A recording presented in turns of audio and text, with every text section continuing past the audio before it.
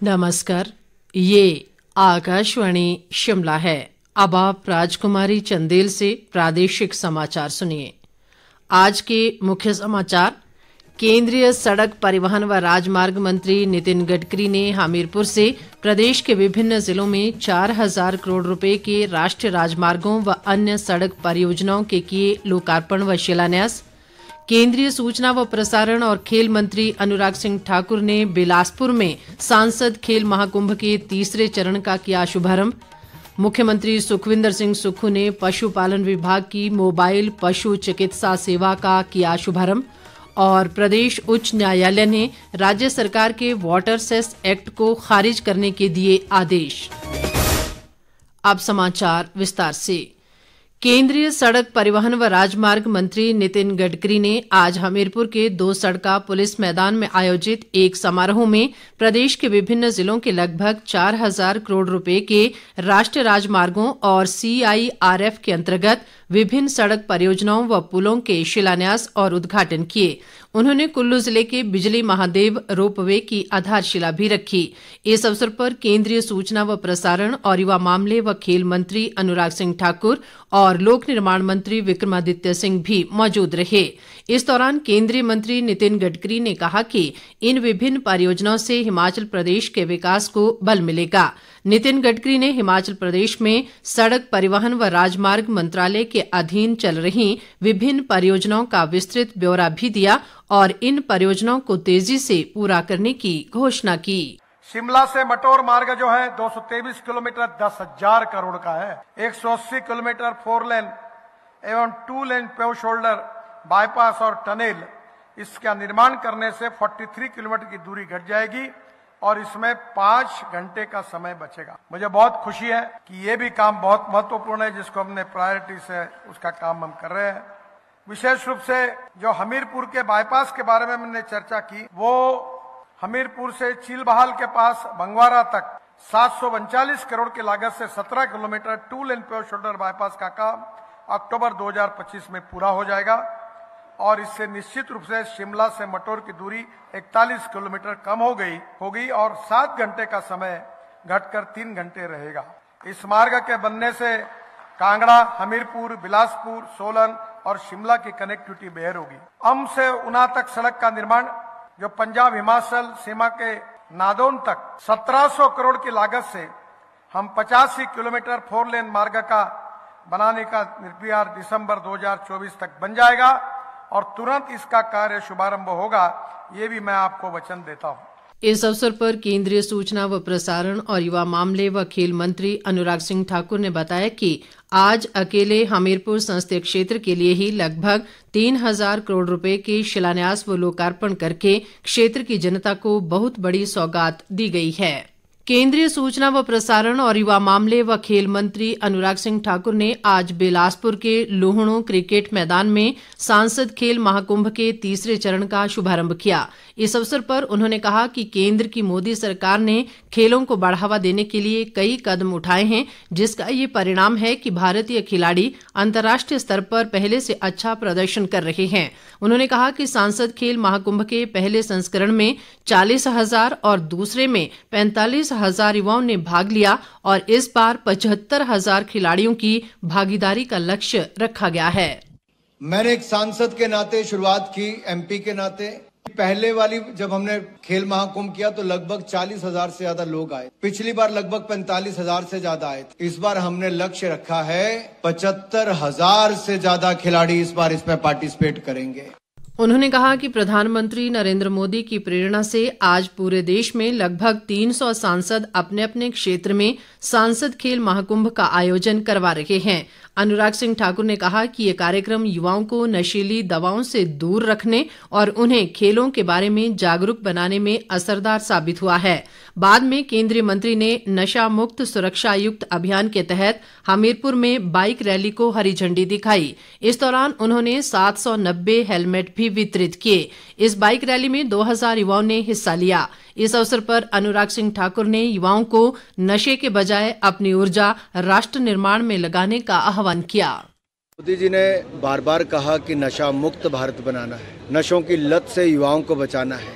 ये हमारा वर्तमान और भविष्य है, इसको हमें और सशक्त बनाना है, खेलों को बढ़ाना है। आज एक ही दिन में जहां एक और खेल महाकुंभ का तीसरा संस्करण की शुरुआत हुई, रोहित शर्मा, राहुल द्रविड़, इन्होंने आकर हमीरपुर लोकसभा क्षेत्र के खेल महाकुंभ को शुरुआत की, तो वहीं दूसरी ओर हमने नशा मुक्त अभियान की शुरुआत और सुरक्षा युक्त, नशा मुक्त सुरक्षा युक्त, हमने हेलमेट देने की शुरुआत की है कि सड़क दुर्घटना ना हो, हेलमेट पहने, जान बचे। वहीं युवाओं के बीच में नशों से दूर रहने के लिए उनको जागरूकता अभियान की शुरुआत की। आप कल्पना कीजिए, आज ये लगभग 2000 मोटरसाइकिल जो यहाँ से गए हैं, ये 2000 युवा नहीं, ये 2000 ब्रांड एम्बेसडर नशा मुक्त अभियान के हैं, जो अपने गांव, अपने इलाके में जाएंगे तो कहेंगे हमें नशा मुक्त क्षेत्र बनाना है।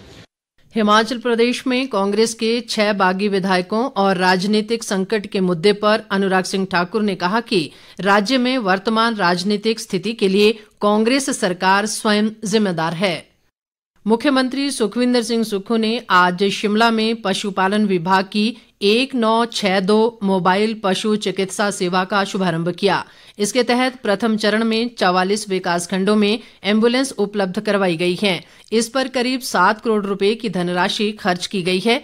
इनमें से बिलासपुर, ऊना, सोलन व कुल्लू में 3-3, लाहौल स्पीति में 2, मंडी व शिमला में 5, चंबा, सिरमौर व हमीरपुर में 4-4, किन्नौर में 1 और कांगड़ा जिला में 7 मोबाइल एम्बुलेंस उपलब्ध करवाई जा रही हैं।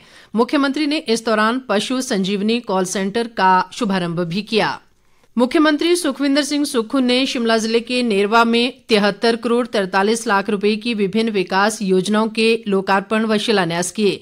इस अवसर पर जनसभा को संबोधित करते हुए उन्होंने कहा कि प्रदेश सरकार नई योजनाओं के माध्यम से प्रदेश के लोगों के जीवन स्तर में सुधार के लिए कार्यरत है। मुख्यमंत्री ने कहा कि प्रदेश सरकार चुनाव पूर्व लोगों से किए गए वायदों को कठिन वित्तीय स्थिति के बावजूद भी पूरा कर रही है। उन्होंने कहा कि राज्य सरकार अपनी प्रत्येक गारंटी को पूरा करेगी और वर्ष 2027 तक प्रदेश को देश का समृद्ध राज्य बनाने के लिए प्रतिबद्ध है।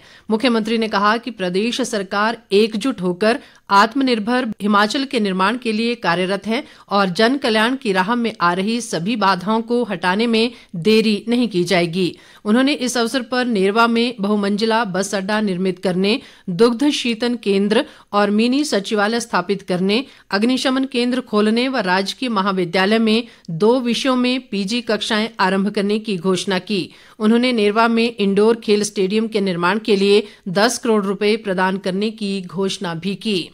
राज्यपाल शिव प्रताप शुक्ल ने आज कुल्लू में 3 दिवसीय पर्वतीय पारिस्थितिकीय तंत्र प्रक्रियाएं व आजीविका विषय पर आयोजित अंतर्राष्ट्रीय सम्मेलन की अध्यक्षता की। गोविंद बल्लभ पंत राष्ट्रीय हिमालयी पर्यावरण संस्थान द्वारा आयोजित इस सम्मेलन में राज्यपाल ने कहा कि समूचे हिमालयी क्षेत्र में पर्यावरण की दृष्टि से इस संस्थान की अहम भूमिका है। उन्होंने कहा कि इसके अलावा वैज्ञानिक अनुसंधान को आगे बढ़ाने, एकीकृत प्रबंधन रणनीतियों को विकसित करने और प्राकृतिक संसाधनों के संरक्षण के लिए ये संस्थान मुख्य एजेंसी के रूप में काम कर रहा है। उन्होंने आयोजकों से इस सम्मेलन में दिए गए शोध वक्तव्यों पर रिपोर्ट तैयार कर प्रदेश व केंद्र सरकार को भेजने को कहा ताकि यहां से निकले निष्कर्षों पर विचार विमर्श किया जा सके। प्रदेश उच्च न्यायालय ने हिमाचल सरकार के वाटर सेस एक्ट को असंवैधानिक करार देते हुए इसे खारिज करने के आदेश जारी किए हैं। न्यायाधीश त्रिलोक चौहान और सत्येन वैद्य की खंडपीठ ने आज ये फैसला सुनाया है। ऐसे में अब सरकार बिजली बनाने वाली कंपनियों से कोई सेस नहीं ले पाएगी। उल्लेखनीय है कि वाटर सेस एक्ट लागू होने से सरकार को लगभग 4000 करोड़ रुपए की आय होनी अनुमानित थी। पूर्व मुख्यमंत्री व नेता प्रतिपक्ष जयराम ठाकुर ने कहा है कि प्रदेश में हाल ही में संपन्न राज्यसभा चुनाव में राज्य सरकार अल्पमत में आ गई है और इसी कारण बजट पारित करने से पहले भारतीय जनता पार्टी के 15 विधायकों को निलंबित करके बजट पारित कराया गया। शिमला से जारी एक बयान में जयराम ठाकुर ने कहा कि बजट पारित होने के 5 दिन के बाद प्रदेश की महिलाओं को सम्मान निधि के रूप में 1500 रुपए देने की घोषणा करने से स्पष्ट है कि मुख्यमंत्री स्वयं ही इस बात को महसूस कर रहे हैं कि उनके पास सरकार चलाने का बहुमत नहीं रह गया है। जयराम ठाकुर ने कहा कि कांग्रेस पार्टी के विधायक, कार्यकर्ता, पदाधिकारी और मंत्री सरकार से खुश नहीं हैं और वर्तमान सरकार सत्ता में रहने का नैतिक अधिकार खो चुकी है।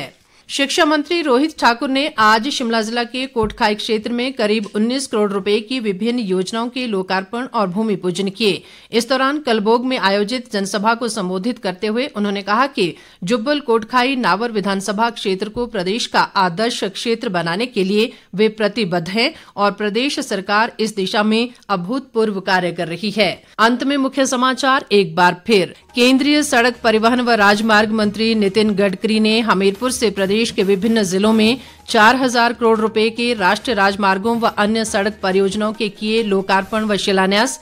केंद्रीय सूचना व प्रसारण और खेल मंत्री अनुराग सिंह ठाकुर ने बिलासपुर में सांसद खेल महाकुंभ के तीसरे चरण का किया शुभारंभ।